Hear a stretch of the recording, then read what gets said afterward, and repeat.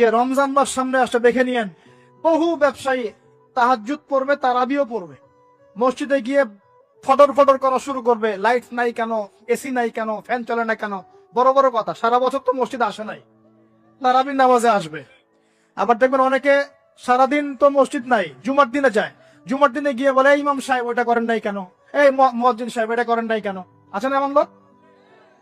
এই শ্রেণী মানুষ আছে দেখবে, এরাই ফটর ফটর বেশি করে রমজান মাসে।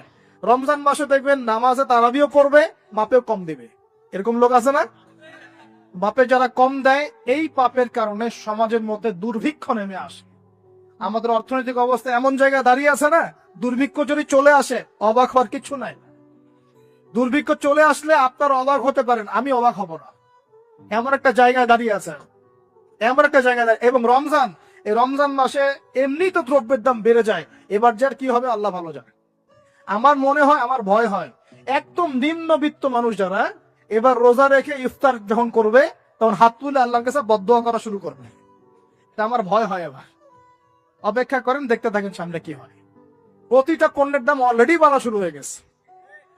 কিছু কিছু বৈশ্বিক কারণ আছে, এগুলোর কারণে যেমন বাড়ছে, আবার কিছু কিছু আমাদের নিজস্ব মানব সৃষ্ট কারণ আছে, এই কারণেও বাড়ছে। মানব সৃষ্ট কারণগুলো বুঝতে হলে আপনাকে বেসিক কিছু অর্থনীতি বুঝতে হবে। এটা পড়াশোনা করেন, দেখবেন। আমি গত লেকচারে বলেছি, আল্লাহ রাব্বুল আলামিন আমাদের সবাইকে হালাল খাওয়ার তৌফিক দান করুন। সমাধান কি তাহলে? সমাধান হচ্ছে অপচয় কমাতে হবে। 5টা খেজুরে ইফতার হয়ে গেলে 6 নম্বর খেজুর দান করে দেন। 6 নম্বর খেজুর দান করে দেন, সদকাগুলো বেশি বেশি বাড়িয়ে দেন। এই যে মানুষগুলো খেতে পারবে না, ওদের ঘরে ঘরে গিয়ে ইফতারগুলো পৌঁছে দেন, মাসের বাজার করে দেন। যাদের সামর্থ্য আছে, যাকাত ফরজ হয়েছে, যাকাতগুলো দিয়ে দেন। আল্লাহ পাক তৌফিক দান করুন।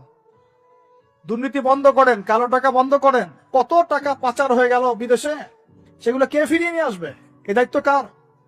মনে রাখবেন, একটা পাপের হিসাব না দিয়ে কাল কিয়ামতের মাঠে কোনো দায়িত্বশীল পার পাবে না ইনশাআল্লাহ।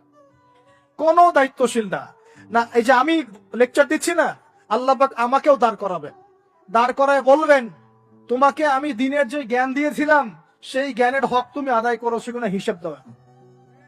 এই যে বড় বড় মুফাসসিরে কোরআন, মুফতি, মুহাদ্দিস বসাচ্ছেন, পাংখা দিয়ে বাতাস করছেন, হ্যাঁ, চা খাওয়াচ্ছেন, কফি খাওয়াচ্ছেন। এক একজনকে আল্লাহ পাক দাঁড় করাবেন, বলবেন কোরআন সুন্নাহর যে আমানত দিয়েছিলাম, সে আমানতের সাথে কতটুকু তুমি হক আদায় করেছো, হিসাব না দিয়ে পার পাবে না তুমি। ফাইসলামি মনে করেছেন নাকি দিনকে? ঠিক একই ভাবে সমাজের, রাষ্ট্রের দায়িত্ব আল্লাহ পাক যাদেরকে দিয়েছেন, এক একজন ব্যক্তিকে আল্লাহ পাক দাঁড় করাবেন। দাঁড় করে জিজ্ঞাসা করবেন, কোন কোন জনগণের কোন কোন হক তুমি নষ্ট করেছো।